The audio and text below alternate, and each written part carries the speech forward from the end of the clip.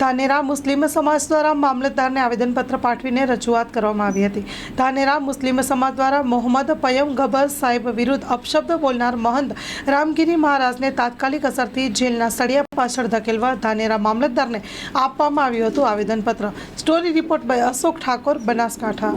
આજે ધાનેરા મુસ્લિમ સમાજ તરફથી મામલતદાર સાહેબને એક આવેદનપત્ર આપવામાં આવ્યું છે, જેની અંદર એ છે કે ઔરંગાબાદ જિલ્લાના મહારાષ્ટ્રના ઔરંગાબાદ જિલ્લાના એક રામગીરી કરીને છે, એમને અમારા નબી સાહેબ વિશે અભદ્ર ટિપ્પણી કરી છે, જે બહુ જ એને અમે વખોડીએ છીએ।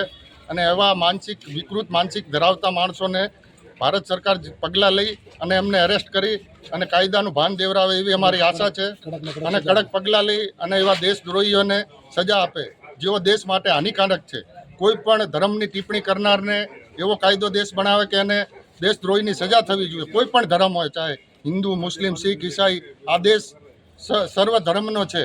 આ ભારત એકતાનું પ્રતીક છે। એના અંદર એવા માહોલ ઢોળવાવાળાને સરકાર જલ્દીથી કડકમાં કડક પગલાં લઈ અને સરકાર એને સજા આપે અને એરેસ્ટ કરી કાયદાનું ભાન દેરાવે એવી અમારી સર્વે ધાનેરા મુસ્લિમ સમાજની માંગણી છે।